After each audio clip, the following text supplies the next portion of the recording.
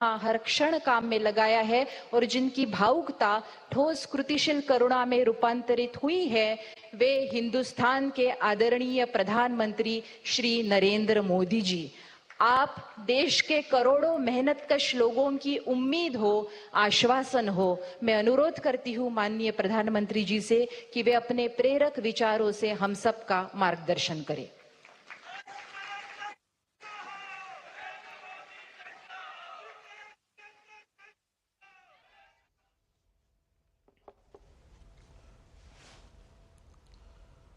नमस्कार।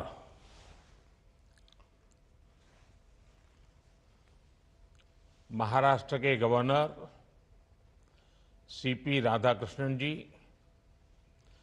महाराष्ट्र के लोकप्रिय मुख्यमंत्री श्रीमान एकनाथ शिंदे जी, उपमुख्यमंत्री देवेंद्र फडणवीस जी, अजीत पवार जी, पुणे के सांसद और मंत्रिपरिषद के मेरे युवा साथी भाई मुरलीधर, केंद्र के अन्य मंत्री जो वीडियो कॉन्फ्रेंस से जुड़े हुए हैं, महाराष्ट्र के सभी वरिष्ठ मंत्रीगण भी मेरे सामने मुझे दिखाई दे रहे हैं, सांसदगण, विधायकगण और इस कार्यक्रम से जुड़े सभी भाइयों एवं बहनों, पुण्यातील माझ्या सर्व लाडक्या बहिणींना आणि लाडक्या भावांना माझा नमस्कार। 2 दिन पहले मुझे कई बड़ी परियोजनाओं के लोकार्पण और शिलान्यास के लिए पुणे आना था, लेकिन भारी बारिश के चलते वो कार्यक्रम रद्द करना पड़ा। उसमें मेरा तो नुकसान है ही, क्योंकि पुणे की कण कण में राष्ट्रभक्ति है, पुणे के कण कण में समाज भक्ति है। ऐसे पुणे में आना वो अपने आप में ऊर्जावान बना देता है। तो मेरा तो बड़ा लॉस है कि मैं आज पुणे नहीं आ पा रहा हूं, लेकिन अब टेक्नोलॉजी के माध्यम से आप सभी के दर्शन करने का मुझे सौभाग्य मिला है। आज पुणे की ये धरती भारत की महान विभूतियों की प्रेरणा भूमि,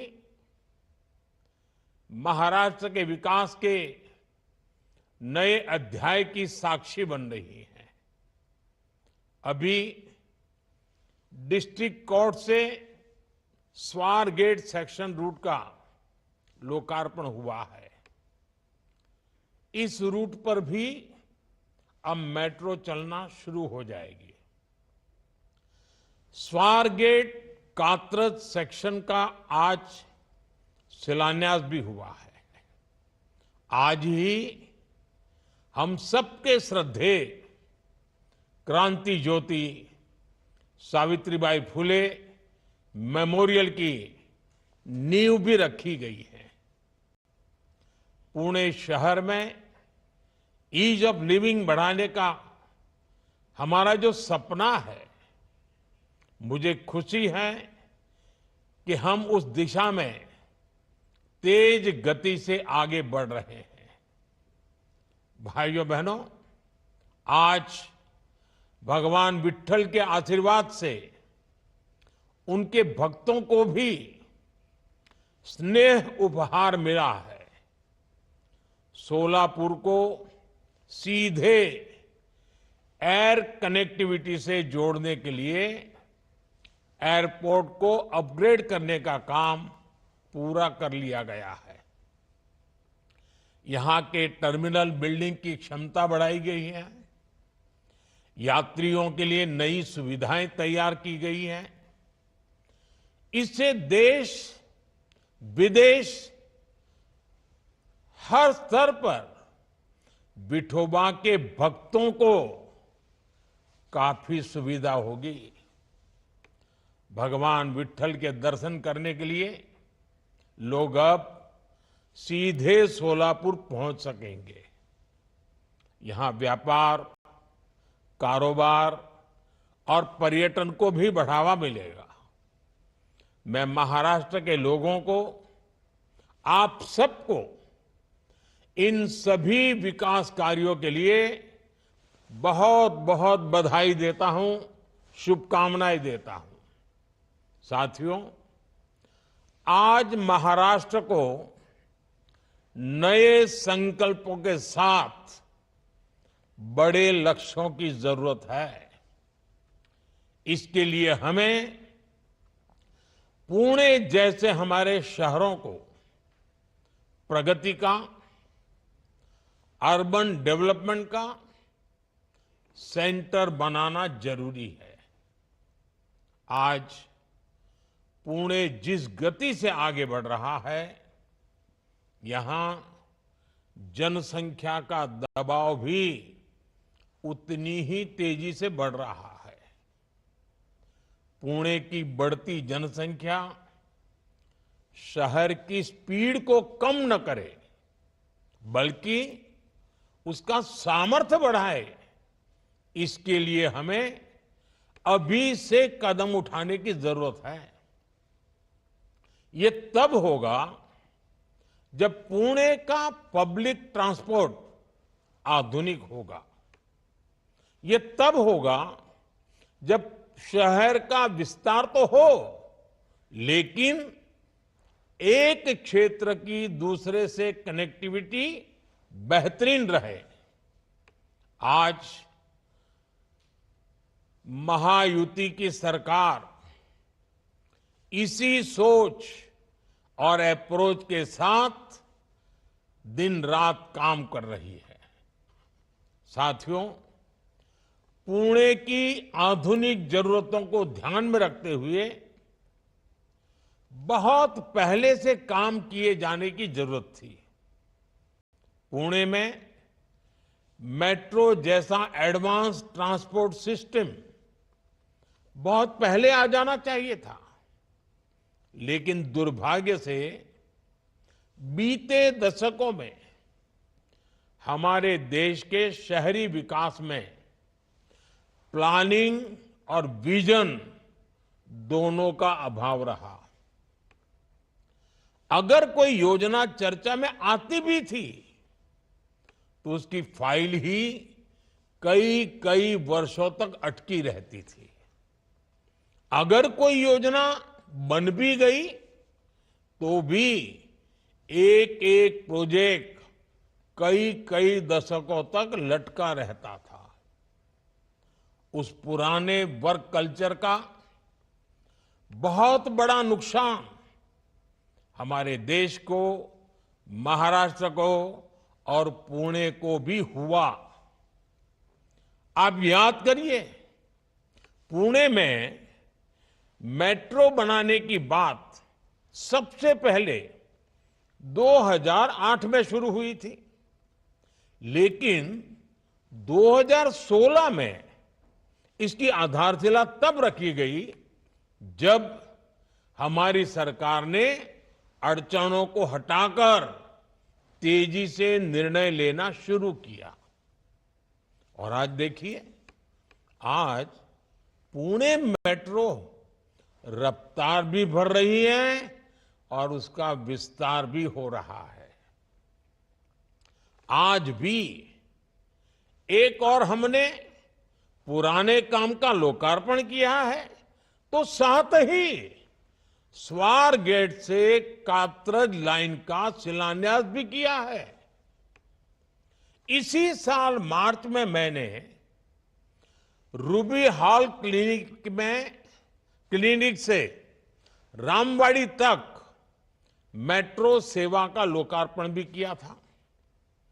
2016 से अब तक इन 7-8 वर्षों में पुणे मेट्रो का ये विस्तार, इतने रूट्स पर काम की ये प्रगति और नए शिलान्यास अगर पुरानी सोच और कार्य पद्धति होती तो इनमें से कोई भी काम पूरे नहीं हो पाते।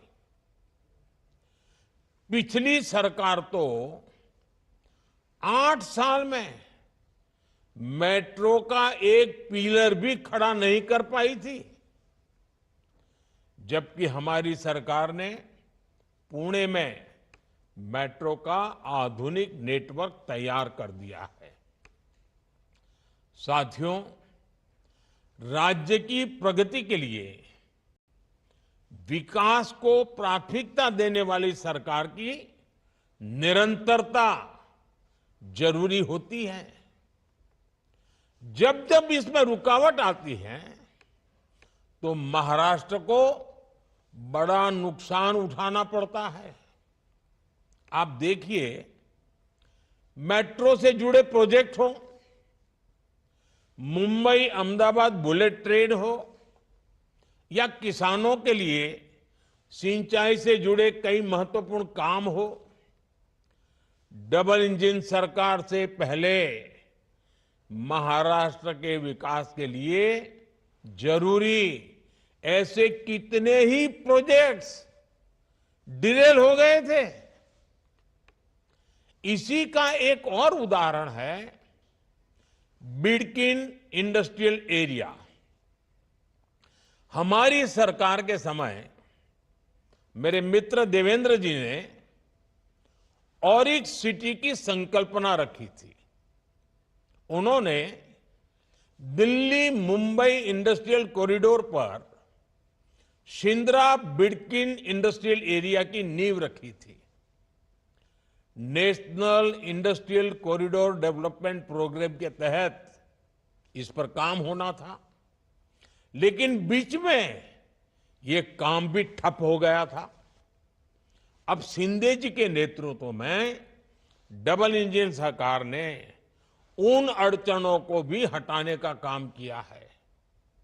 आज यहां बिडकिन इंडस्ट्रियल नोड को भी राष्ट्र को समर्पित किया गया है।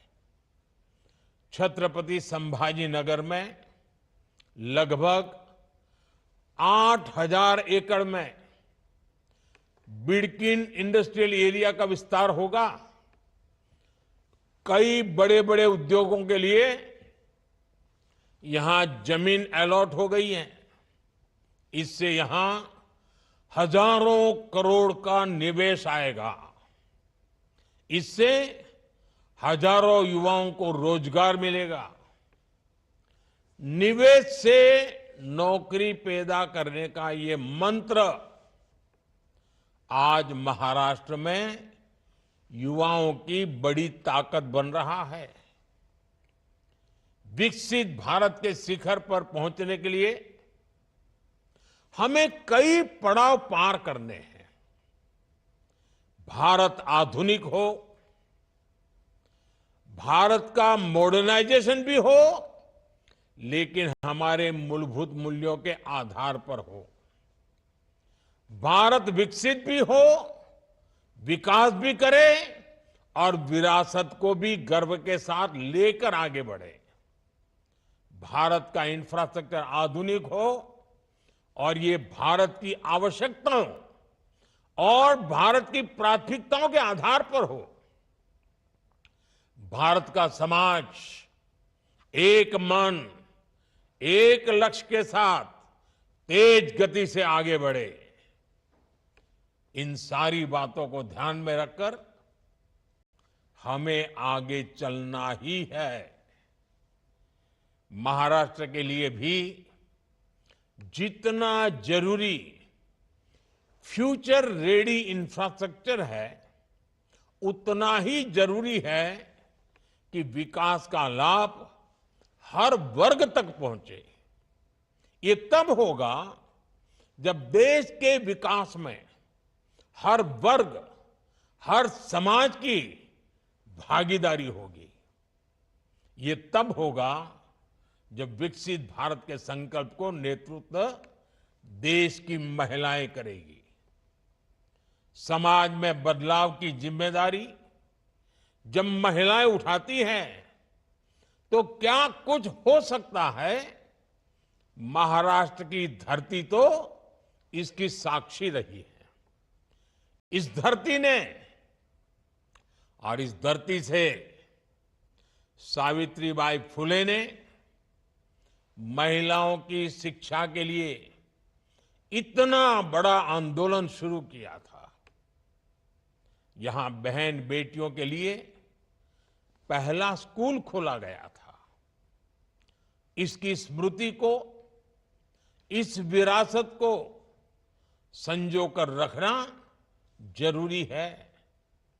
आज मैंने देश के उसी प्रथम गर्ल्स स्कूल में सावित्रीबाई फुले मेमोरियल की आधारशिला रखी है। मुझे खुशी है कि इस मेमोरियल में एक स्किल डेवलपमेंट सेंटर, लाइब्रेरी और दूसरी जरूरी सुविधाओं का निर्माण भी किया जा रहा है।